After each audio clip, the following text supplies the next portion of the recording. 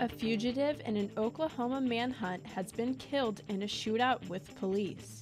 The World Health Organization suggests raising taxes on soft drinks to minimize health risks. CSUN held a Day of the Dead event to commemorate Dia de los Muertos. This is Valley View News.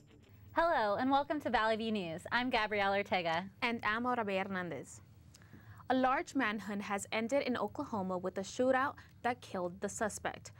Police say 38-year-old Michael Vance killed two relatives and shot and wounded two Oklahoma police officers. The final shootout happened after a car Vance stole was spotted near a campsite northeast of Oklahoma City. Law enforcement got there shortly after they were notified. By the time they got there, the individual had already left the scene. We found evidence at the scene that we felt relatively sure that this was going to be the person that we were looking for. Vance was wanted on 2 counts of murder for a crime spree that began Sunday, October 23rd. The pipeline protest in North Dakota was briefly interrupted by a herd of wild buffalo. The herd ran through the group of protesters at Standing Rock Sioux Reservation. Tribal leaders say North Dakota pipeline threatens water resources and sacred land. The Native Americans have protested to try to stop the project, including setting fires and refusing to follow police orders to disperse. Over 100 protesters were arrested in recent weeks. Native leaders plan on continuing their protests throughout winter. Student employees can now expect a raise all over CSU systems. Valley View News reporter Stephanie Bedoya has more on the story. The United Auto Workers and the California State University school system have agreed on a temporary bargaining agreement that will give students a pay raise. The agreement will give a 50-cent raise to student employees and a 3% raise to teacher and graduate assistants. The UAW's goal for the agreement is to help make the workplace safer and equal for their workers. Student employees at Cal State Northridge had this to say about the agreement. I think it's good for students, but it may not be that great organizationally because they might have to downsize. I think it's a good thing because as a student, you're only allowed to work 20 hours on a campus. So I think increasing the amount that we get is going to be helpful because we are college students. We do have food to pay for, rent, books, tuition. So I think it's definitely necessary and helpful to have an increase in our pay. I think it's a great idea that CSUs are raising the minimum wage for college students because when you work for a campus, you really feel like you're also giving back to the university that you're working for. So it feels like that they want to give back to you more than just getting an education. If ratified, the new agreement will be in effect until 2018. In Northridge, this is Stephanie Bedoya for Valley View News. FBI Director James Comey announced the reopening of Hillary Clinton's email investigation, just a few days away from the presidential election.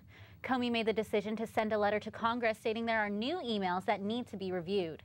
Clinton and her running mate Tim Kaine are questioning the way he is addressing the situation. It's pretty strange to put something like that out with such little information right before an election. This is an unprecedented move, as your folks were describing earlier, because it happens close to an election, which is in violation of normal Justice Department protocol. Comey is being criticized for going against a rule that has been followed by the Justice Department and FBI. It says that sensitive political investigations should not be publicly revealed within 60 days of the election. The Justice Department has already obtained a warrant to begin investigating the email account. A form of birth control for men is being tested in the U.S. The method uses an injection that is given to men every 8 weeks. The shot is a synthetic form of progestin, which is a mixture of 2 hormones. Urologist Seth Cohen says progestin stops the men from producing testosterone and sperm. The effect is temporary and men become fertile again about 3 months after they stop the injections. During the experiment, several men dropped out because of the side effects, mainly muscle pain. Officials say that more than 75% of the men in the test reported being able to use the contraception without problems. Research shows that more than 1/3 of adults in the United States are considered to be obese. We have Katerina Kostafis and Studio B talking about the persuasive messages that we can send to help combat this issue.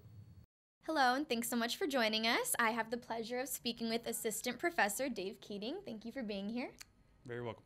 So can you tell us a little bit about what you do and what you specialize in terms of healthcare research? Yeah, for the last 6 years, probably a little bit more, most of my work has been in health communication, And that means a lot of different things depending on who you're talking to, but for me what that means is persuasive message design. So how do we design messages that are going to be most effective in convincing people to do things that we think are good for them and to believe things that are going to result in healthy behaviors and healthy lifestyle choices.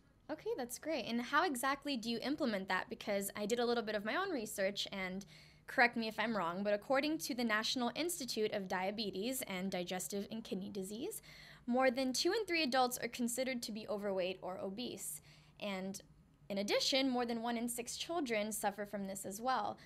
Why do you think that this problem still persists, and what are ways that you can send out those persuasive messages in order to implement change? Right. So one of the big challenges for people like me who are interested in this area, and really for government agencies both at the federal and state level, local level, is how to not just convince people, but how to also give them the tools to engage in those healthy behaviors, engage in that healthy lifestyle. When the type of research that I have conducted in the past, for instance, I worked in Washington, D.C. at a private research company, and the D.C. Department of Health was curious about how to get people more to be more active, to get out there and exercise for at least a little bit each day. And the reality is people who are overweight, obese, adults, I'm speaking about adults in particular, they tend to know that they are overweight and obese. They tend to understand that it's not good in terms of their health to be that way. And the messages you put out there, it's resonating with them. But the challenge doesn't come from the messaging or the motivation necessarily. It comes from, I am working 2 jobs. And when I get home, I don't have time to cook for my kids before I have to put them to bed. So McDonald's it is today. I mean, that's a very real reality. Another thing that I kind of looked up on my own was I saw that the World Health Organization said that the world is kind of divided between people who don't get enough to eat and people who eat too much. Do you agree with that? And do you also think that this is something that varies from country to country? Like, is this an American problem, or is this something that we can see going on all over the world? Now, admittedly, obesity and overweight, that is not something that I have an abundance of experience in. But to get at your question, which is this something that is probably happening, and is this something that varies by country? I mean, definitely. I think, there's that joke that 1 in 5 Americans is hungry, and the other, 3 of the remaining 5 or 3 of the remaining 4 eat too much. I mean, it's a very real, it's something to think about, and the question comes in, how do you address both of those needs? So how do you give people who are not food secure the type of resources? Like, for instance, CSUN has the food pantry that they just implement, which is a great resource. But then on the other side of things, how do you convince people not to maybe eat as much, or to cut back on the foods that are not good for them? Absolutely, and I think it's important that they're aware of these resources, and I'm sure there's plenty of information online and so forth. But unfortunately, we do have to end our interview today, but thank you so much for joining us again, and look forward to hearing more from you and seeing more research in the future. Thank you very much. Thank you. Back to you guys. A Los Angeles businessman known for his Thanksgiving generosity has died. E.J. Jackson organized a turkey giveaway each Thanksgiving and did it for nearly 35 years. The limousine company Jackson owned reported that he died of an apparent heart attack November 2nd. But people throughout LA knew him for the turkey giveaway. Valley View News reporter Christina Moffatino covered the giveaway in 2012. Here's a look back at Thanksgiving, E.J. Jackson style. It was a turkey takeover at La Rocco's Pizzeria on Main Street in Culver City. An eventful turkey drive took over half the block, where organizers called to the community for help. Hope someone out there hears us. We need turkeys. Boxes were set up Sunday afternoon to collect donations for the E.J. Jackson Foundation's annual turkey giveaway. This bus behind me is not only being loaded with turkeys, but with other generous donations from the Culver City community, like dressing, canned goods, and mashed potatoes, so people will be able to enjoy a full Thanksgiving meal for free. Over 10,000 people come out to this annual event, and some have even tried to start lining up 4 days early to make sure they get their turkey. President and founder E.J. Jackson says it's amazing how this event brings the LA community together. All walks of life are here. We got Muslims, we got Jews, we got Christians, we got Catholics, we got atheists. We have white, we have black, Hispanics, Asians. That's when people helping people. Pizzeria owner Paul Rocco wanted Culver City to be a part of this great cause. I said, I'm going to put a drive together for you, for the entire community of Culver City, which has never been done before. So it's the first time an entire city has partnered with Mr. Jackson. This block party style food drive really grabbed the attention of the community through their entertainment. The DJ kept the crowd alive, and new up-and-coming show called Kids on the Porch had their cast perform a dance. Producer Raina Ray helped make this event happen in Culver City. She says they're aiming to collect 5,000 turkeys. I tried to take it to another level and get Paul and all of Culver City involved.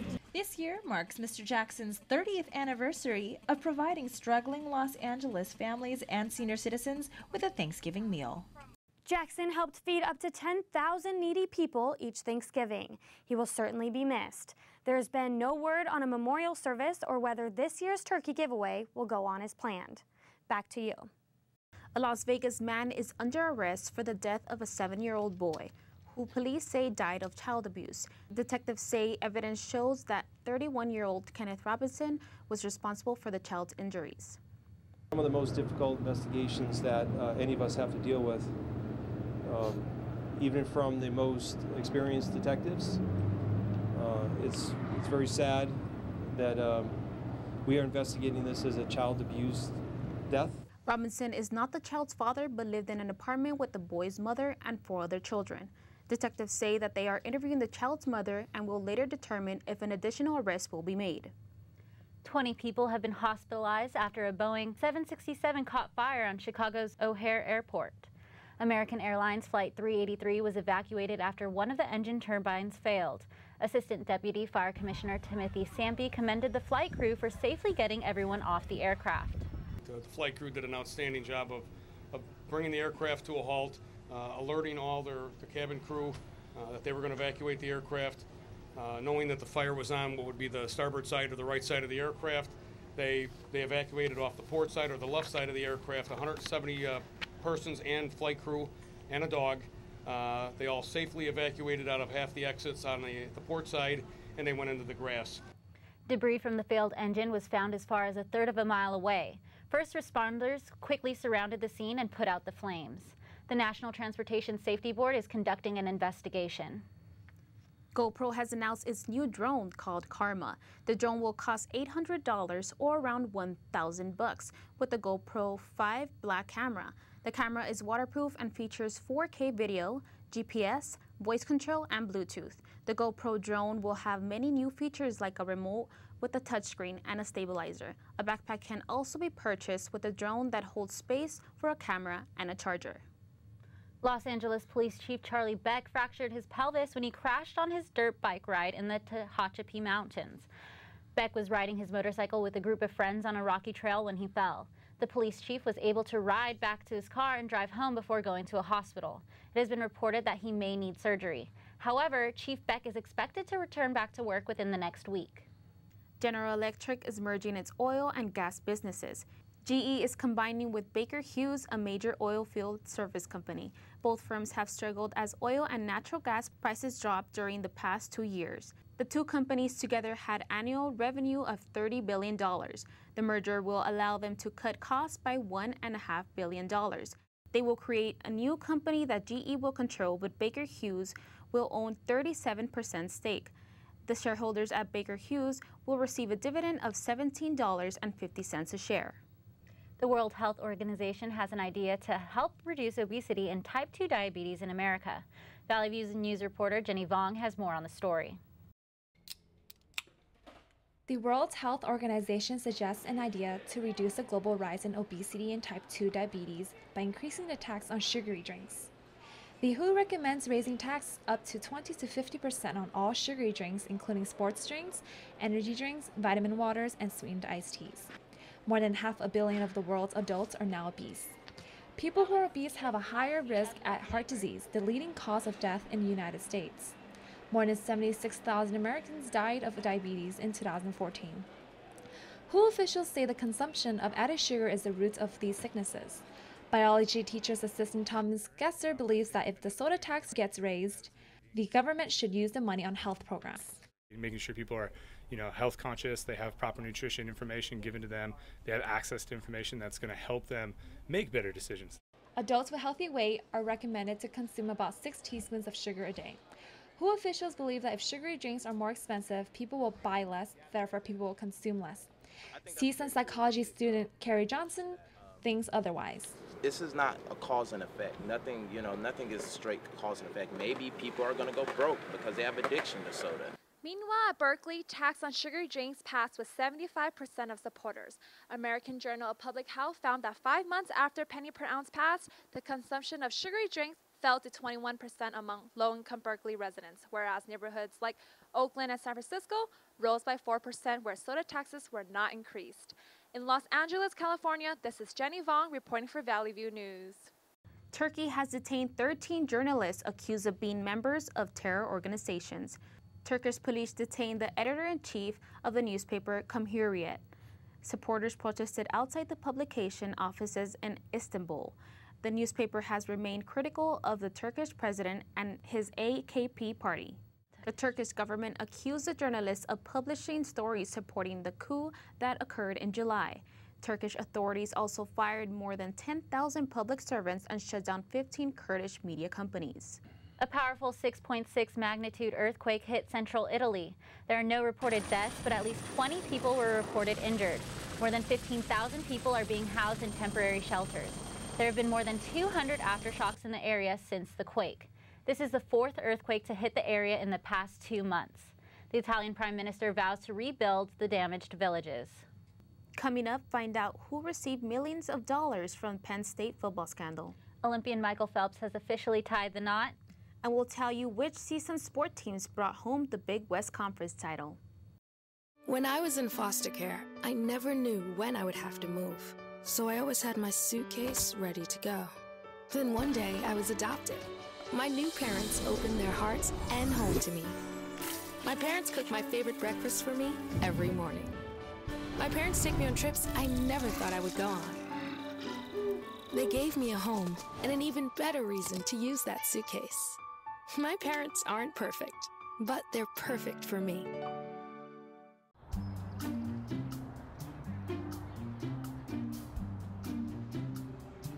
Don't worry, 74 people were picked before me in the NFL draft. To fight childhood obesity, United Way and the NFL are helping kids play at least 60 minutes a day. Okay, time for the team obstacle course. Yay! What this place needs is more healthy kids. To get involved or donate, go to unitedway.org/play60. Now I get it.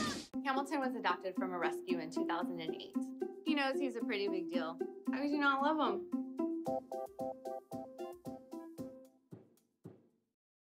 Now let's go to Michael Serrano with the latest in sports. Thanks, Gabrielle. Cubs fans took a quick breather as their team fought to a win in Game 5 of the World Series. The Cubs won 3-2 against the Cleveland Indians, forcing a Game 6. Cubs fans celebrated the win in the final game of the year at Wrigley Field. Chris Bryant hit his first World Series home run during a 3-run 4th inning. Starter John Lester secured the win for the Cubbies. Both CSUN soccer teams have claimed Big West titles. The men's soccer team defeated UC Riverside 1-0 to win the 2016 Big West South Division Championship. The women's soccer team defeated Hawaii 1-0 to claim its first Big West Conference regular season championship. Both CSUN teams claimed a #1 seed in their Big West conferences. The two teams will play in their respective Big West tournaments in hopes of bringing back more trophies. A former Penn State football coach has been awarded $7.3 million in damages after an 8-day trial. The jury found the university guilty of defamation in the Mike McQueary case. McQueary is the assistant coach who reported the sexual abuse he witnessed by former coach Jerry Sandusky. He also testified that he has not been able to find work, either in coaching or elsewhere. The damages cover lost wages and misrepresentation by the university. Star wide receiver Andre Johnson is retiring after 14 seasons, mostly with the Houston Texans. The 35-year-old Johnson is a 7-time Pro Bowl player now with the Tennessee. The Titans announced Monday that Johnson told the team he's retiring. Johnson ranks among the top 10 receivers in NFL history in catches and yards receiving. The former first-round draft pick from Miami led the NFL in catches in 2006 and again in 2008. Olympian Michael Phelps has revealed he and Nicole Johnson were married 2 times. The first time he was kept a secret, and the second time was about a week ago. The couple posted wedding photos on each other's Instagrams along with lovely quotes. Phelps posted a video to reassure his fans. I had to keep it hush-hush from you guys. But Nicole and I are married. We are officially married. The newlyweds first got married in Paradise Valley, Arizona last June, but they never announced it publicly. The two had another wedding in Cabo San Lucas this month, and this time let everyone know. Phelps also says that maybe baby number 2 could be coming soon. That's all for news and sports. Now back to you. When we come back, an embattled celebrity has been declared legally blind. Find out which new musical is starring Jennifer Lopez. And a popular Disney show from the past is getting a sequel, so stay tuned. Ms. Stevens, I just wiped malware off our system. People have got to stop clicking unsolicited email links and downloading free software unless it's from a trusted source. Sounds great. We need a data backup plan in a separate location in case we get hacked. We need to focus on making profits, not spending them. Learn to protect yourself from ransomware. If you become a victim, contact your local FBI office. People think I'm trash, but they're wrong. Today I'm just an aluminum can, but one day I could be a stadium.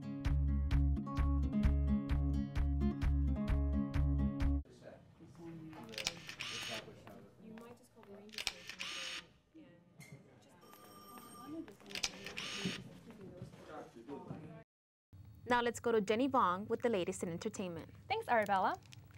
Bill Cosby's defense attorney says the actor is legally blind. Cosby has registered as a blind person with the Massachusetts State Commission. A copy of doctor's report will be provided at his next hearing. Cosby has 3 felony charges against him.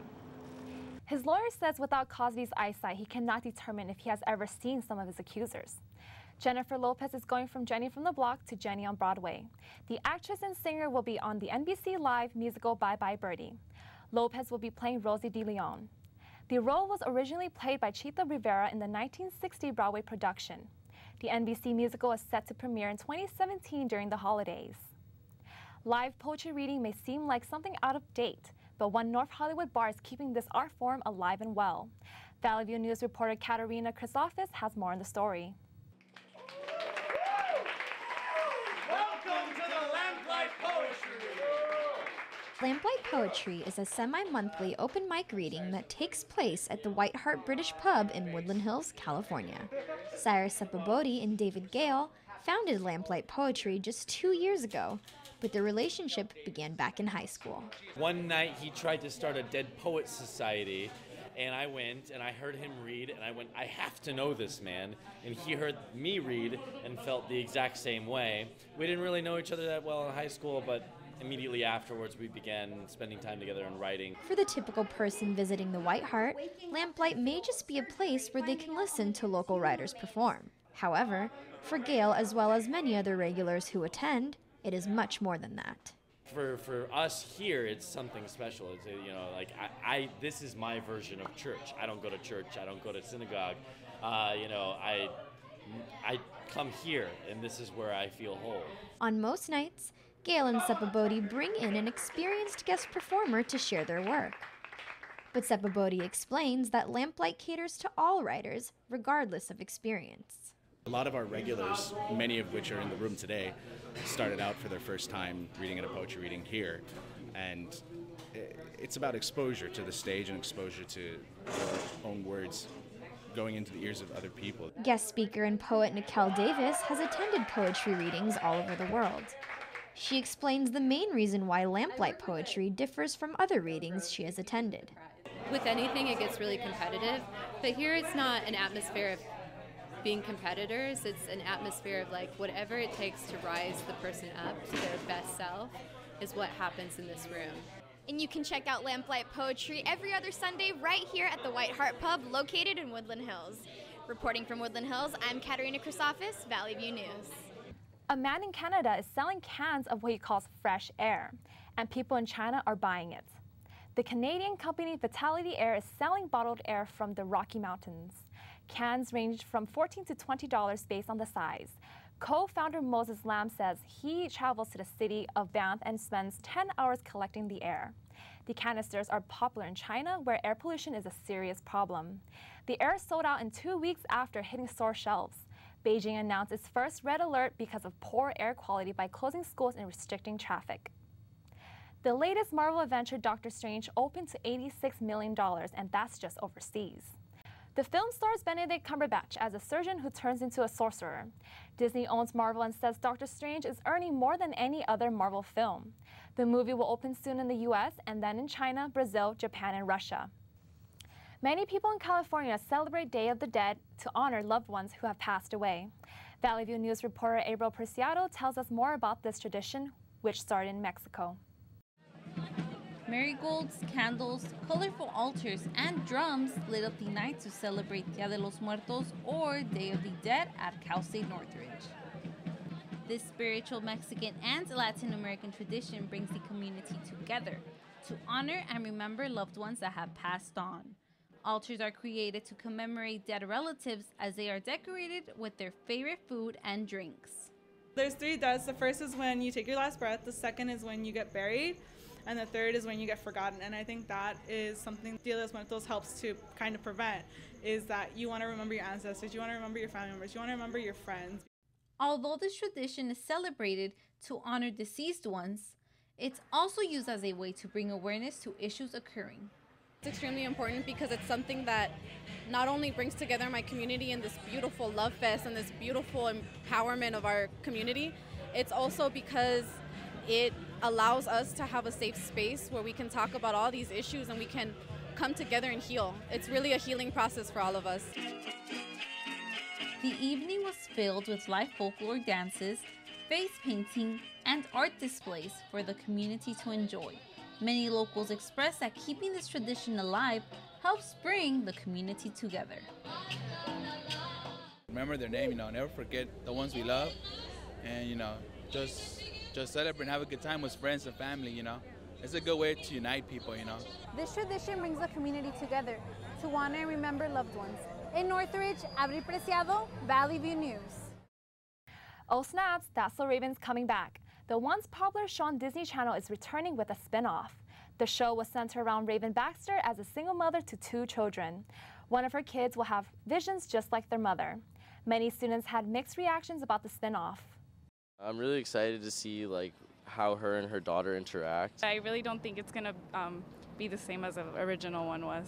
I like it. I'm glad that she's coming back. I think it's going to be slightly different because I'm sure people around our age group is probably going to watch since we all grew up with That's So Raven. Well, I don't think reboots do well anyway. I think they ran out of ideas and they can't think of anything, so they do spin-offs. That's it for entertainment. Now back to you. Thank you for watching Valley View News. I'm Gabrielle Ortega. And I'm Arabella Hernandez. We'll see you next week.